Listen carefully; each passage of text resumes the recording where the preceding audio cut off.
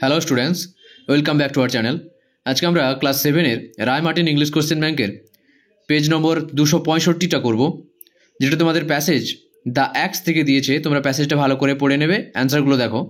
প্রথমেই তোমাদের true false দিয়েছে। Valen came out of the heart carrying a suitcase, এটা ফলস হবে। সাপোর্টিং স্টেটমেন্টটা দেখো, Valen came out of his heart with a bundle on his head not a suitcase. Valen তার মাথায় একটি বান্ডেল নিয়ে বের হয়েছিলেন, সুটকেস নয়। Valen asked the tree cutters to do him a favor. Valen tree cutter বা কাঠুরেদের কাছে একটা ফেভার মেগেছিল বা একটা অনুরোধ করেছিলেন কি যে এটা ট্রু হবে। ভ্যালেন asked the tree cutters to wait until he had gone far away before they started cutting the tree. ভ্যালেন গাছ কাটা লোকেদের কাছে একটা সুযোগ দেওয়ার জন্য অনুরোধ করেছিলেন যে তিনি দূরে চলে যাওয়ার পর যেন গাছটা কাটা শুরু হয়। The old মার্গোসা tree was small in size, এটা ফলস হবে, কারণ ওখানে দেওয়া আছে যে ম্যাসিভ ট্রাঙ্ক, মানে the text describe the margosa tree as having massive trunk indicating that it was large. যে পাঠ্যে মার্গোসা ট্রি গাছটিকে বিশাল কাণ্ড হিসেবে বর্ণনা করা হয়েছে, যা দেখায় যে এটি একটি বড় গাছ। এবার দেখো অ্যান্সার দ্য ফলোয়িং কোয়েশ্চেন্স। যে why did Valen try to hit the hackers with his staff? কেন ভ্যালেন তার লাঠি দিয়ে গাছ কাটর বা যারা গাছ কাটছিল তাদেরকে মারতে এসেছিল? Valen tried to hit the hackers with his staff because he was emotional and desperate to stop them from the cutting down the margosa tree which he considered his child. Valen margosa গাছটি যেটিকে তার সন্তান বলে মনে করতো, তার কাটা থেকে তাদেরকে আটকাতে আবেগপ্রবণ এবং হতাশাগ্রস্ত হয়ে হ্যাকারদের লাঠি দিয়ে মারতে এসেছিলেন বা মারার চেষ্টা করেছিলেন। Why did Valen call the tree his child? কেন ভ্যালেন তার গাছগুলোকে তার শিশু হিসেবে বা গাছটিকে তার শিশু বলেছিল? Valen call the tree his child because he had planted it, watched it grow and developed a deep emotional attachment to it. Valen গাছটিকে তার সন্তান বলে ডেকেছিলেন কারণ তিনি এটি রোপণ করেছিলেন, এটি বড় হতে দেখেছিলেন এবং এর সাথে গভীর আবেগপ্রবণতা তৈরি করেছিলেন। এবার পরের কোশ্চেন দেখো, what would happen if the hackers disobeyed the companies order? কী ঘটবে যদি গাছ কাঠুরেরা কোম্পানির অর্ডারটা বা আদেশটা না মানে? If the hackers disobeyed the companies order they would risk being dismissed from their job. যদি হ্যাকাররা কোম্পানির নির্দেশ অমান্য করতো তবে তাদের চাকরি হারানোর ঝুঁকি ছিল। When Valen expressed his gratitude towards the hacker? Valen expressed his gratitude towards the hacker when he came out of his heart with his belongings and saw that they had waited for him as requested. Valen তার বাড়ি থেকে বেরিয়ে এসে দেখেছিল যে হ্যাকাররা বা কাঠুরেরা তার অনুরোধ মতো অপেক্ষা করছে। সেই সময় তিনি হ্যাকারদের বা গাছ কাটকদের প্রতি কৃতজ্ঞতা প্রকাশ করেছিলেন। Find word from the text that mean the following. Shout মানে কি? চিৎকার করা, এটা স্ক্রিম হবে। কাটিং থেকে হ্যাকিং কাটা। স্যাক্ট থেকে হবে ডিসমিসড বরখাস্ত। স্ট্রং থেকে কী হবে? বিশাল ম্যাসিভ। এবার দেখো আনসিন প্যাসেজটা দিয়েছে, আমরা আনসিন প্যাসেজটা পড়বো।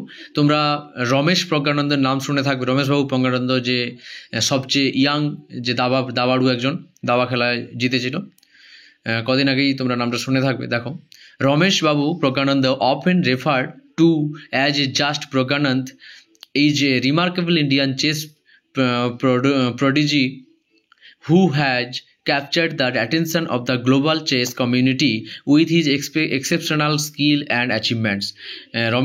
রমেশ বাবু প্রজ্ঞানন্দা, যাকে প্রায়শই কেবল প্রজ্ঞানন্দ বলা হয়, একজন অসাধারণ ভারতীয় দাবা প্রতিভা, যিনি তার ব্যতিক্রমী দক্ষতা ও অর্জনের মাধ্যমে বিশ্বের দাবা সম্প্রদায়ের দৃষ্টি আকর্ষণ করেছেন। Born on August 10, 2005 in Chennai, India, he hails from a modest background with his father working for a state cooperation bank of his mother being a homemaker. 2005 সালে আগস্ট মাসে 10 তারিখে ভারতের চেন্নাইয়ে জন্মগ্রহণ করেন। তার পিতা রাষ্ট্রীয় কোঅপারেশন ব্যাংকে চাকরি করতেন এবং তার মা একজন গৃহিণী ছিলেন, গৃহবধূ আর কি। Chess has been a part of his life since the tender age of 3 and he has displayed extraordinary talent from a very young age. দাবা তার জীবনের একটি অংশ। 3 বছর বয়স থেকেই তিনি খুব অল্প বয়স থেকেই অসাধারণ প্রতিভা প্রদর্শন করেছেন। Pragyananda's rise to prominence in the chess world began in 2016 when he achieved a historical milestone by becoming the youngest international master in chess history at the age of 10. 2016 সালে প্রজ্ঞানন্দ দাবার জগতে উত্থান শুরু হয়। তিনি 10 বছর বয়সে দাবার ইতিহাসের সবচেয়ে কম বয়সী আন্তর্জাতিক মাস্টার হয়ে একটি ইতিহাস মাইল ফলক, ঐতিহাসিক মাইল ফলক অর্জন করেন। The achievement mark the beginning of what would be remarkable journey towards the becoming one of India's brightest chess talents. এই অর্জন ভারতের সর্বাধিক উজ্জ্বল দাবা প্রতিভাদের মধ্যে একজন হয়ে ওঠার এক অসাধারণ যাত্রার শুরু চিহ্নিত করেছিল। It's worth nothing that his family initially had reservation about him pursuing chess, but they wholeheartedly supported his passion, which has proven pivotal in his development as a chess player. এটা উল্লেখযোগ্য যে তার পরিবার প্রথমে দাবা অনুসরণ করা নিয়ে তার সংশয় প্রকাশ করেছিল, কিন্তু তার আবেগকে পুরোপুরি সমর্থন করেছিল, যা তার দাবা খেলোয়াড় হিসেবে উন্নয়নে গুরুত্বপূর্ণ প্রমাণিত হয়েছে। At the age of 7, Praggnanandhaa won the World Youth Chess Championship, a testament to his prodigious talent. 7 বছর বয়সেই প্রজ্ঞানন্দ বিশ্ব যুব চ্যাম্পিয়নশিপে জিতেছেন, তার প্রচুর প্রতিভার প্রমাণ পাওয়া যায় সেখান থেকে।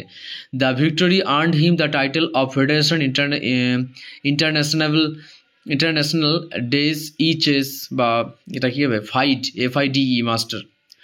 এই জয় তাকে federation of international chess master শিরোপা অর্জন করে। এবার দেখো এর থেকে ট্রু ফলস দিয়েছে। প্রজ্ঞানন্দ হেইলস ফ্রম ব্যাঙ্গালোর। ফলস হবে, এটা মিথ্যা, কারণ হি ইজ ফ্রম চেন্নাই থেকে তিনি ছিলেন। He started playing chess at the age 2। Answer, এটা ফলস হবে, যে he has been involved in chess since age of 3 বছর থেকে। His father work in a State Bank of India. এটাও ফলস হবে, his father works in a state cooperation bank. The title of FIDE is owned Praggnanandhaa at the early age of 7. এটা true হবে। Explanation দেখো, he became the FIDE master at the age of 7। 7 বছর বয়সে তিনি master হয়েছিলেন। Complete the following sentences with the information from the text. এটা dash পূরণ দিয়েছে। দেখো, Praggnanandhaa was born August 10, 2005। Praggnanandhaa 2005 সালের আগস্ট মাসে জন্মগ্রহণ করেছিল। Praggnanandhaa has captured attention with his exceptional skill and achievement. তার ব্যতিক্রমী দক্ষতা ও অর্জনের মাধ্যমে। His mother is a home maker. তার মা একজন গৃহিণী ছিলেন। At the age of 7, Praggnanandhaa won the world youth chess champion. Praggnanandhaa বিশ্ব যুব দাবা চ্যাম্পিয়নশিপ জিতেছিলেন। অ্যান্সার কত সালে? 7 বছর বয়সে।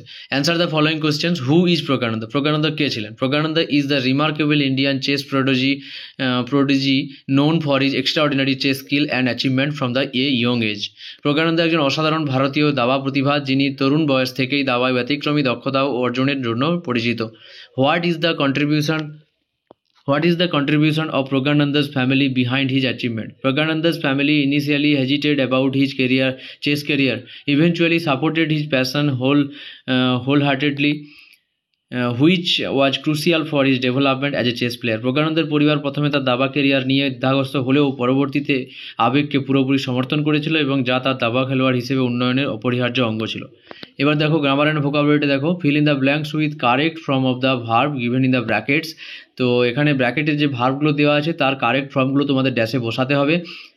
প্রথমটা দেখো, অলওয়েজ স্পিক দ্য ট্রুথ, যা আছে ওটাই থেকে যাবে, সবসময় সত্য বলো। দ্য হলিডে যে হ্যাভ অলরেডি স্টার্টেড হবে এখানে, ঠিক আছে। তারপরে দেখো, দ্য আর্মি ইজ, এটা বি দিয়েছে মানে বি ভার্ব তোমাদের লিখতে হবে। The army is marching ahead. তারপরে দেখো, fill in the blanks with suitable degree of the adjective given brackets. Patna is not as big as Kolkata. যেহেতু এখানে দুপাশে অ্যাজ দেওয়া আছে, তো ব্র্যাকেটের মধ্যে যেটাই থাকবে ওই অ্যাডজেক্টিভটা বসে যাবে। তারপর দেখো, হি ইজ নট, এখানে দ্যান আছে তাহলে মোর পাওয়ারফুল হবে। যখন সিলেবল যখন অনেকগুলো হয়ে যাবে, পাওয়ারফুল দুটো হয়ে গেছে, তার জন্য এখানে মোর পাওয়ারফুল করা হয়েছে। My grandmother is the oldest হবে এখানে, যেহেতু ড্যাশের আগে দা আছে তার জন্য এখানে ওল্ডেস্ট দিতে হবে, oldest member in our family. এবার দেখো, change the mood of narration of the following sentences. প্রথম কোয়েশ্চেন বলেছে, he said to me why are you sad. He asked me why I was sad. Amit said I dreamed an interesting dream last night. এখানে দেখো দুটোই past আছে, প্রথমটা past দ্বিতীয়টা past, তার জন্য এটা পাস্ট পারফেক্ট হবে। তো Amit said that he had dreamed an interesting dream in the previous night. তারপর দেখো, আর লাস্ট নাইট থেকে প্রিভিয়াস নাইট হবে। তারপর দেখো, father said to me always speak the truth. বাবা আমাকে বলেছে সবসময় সত্যি কথা বলতে। তাহলে এটা কী হবে? এটা চিরন্তন সত্য, তার জন্য এখানে শুধু দ্যাটটা যোগ করতে হবে, আর কিছু করতে হবে না। তো ফাদার অ্যাডভাইস মি, দ্যাট না, এটা ট্রু যে করতে হবে, যেহেতু এটা চিরন্তন সত্যর সঙ্গে সঙ্গে ইম্পারেটিভ সেন্টেন্স, তাই জন্য father advice me to always speak the truth. এবার দেখো, চেঞ্জ দ্য ভয়েস দিয়েছে। They were digging the pond was being dug by them. এটা যেহেতু এটা কন্টিনিউয়াস টেন্সে আছে তার জন্য এখানে বিং আনা হয়েছে। তারপর দেখো আই শ্যাল হ্যাভ ডান ইট, এটা মোরাল ভার্বের নিয়মে করতে হবে, তো শ্যালের পরে বি আনতে হবে। I shall have been done by me, এটা তোমরা I shall be done by me, it shall be done by me এটা করলেও হবে, ঠিক আছে। তারপর দেখো বাই এ নিউ পেন, এটা দেখো let a pen be bought, এটা আরেকটা করা যায় যে you are order to buy a new pen. তারপর দেখো find the words from the unseen passage which mean to the following. প্রথমে দিয়েছে ওয়ান্ডার চাইল্ড মানে কি বিস্ময়কর শিশু বা প্রতিভাপূর্ণ শিশু, এটা প্রোডোজি হবে, প্রোডোজি। তারপরে ক্রুশিয়াল থেকে মৌলিক হবে, এটা পিভোটাল হবে। আর এখানে নেই, আর আমি এখানে প্লেলিস্টটা দিয়ে রাখছি, তোমরা আগের ভিডিওগুলো পেতে চাইলে এবং বা অথবা পরের ভিডিওগুলো পেতে চাইলে এই প্লেলিস্টে ক্লিক করে দেখে নেবে। আর এই ভিডিওটা লাইক শেয়ার কমেন্ট করে দিও, আমাদের চ্যানেলটাকে ভালো লাগলে সাবস্ক্রাইব করে দিও। দেখা হচ্ছে পরের ভিডিওতে।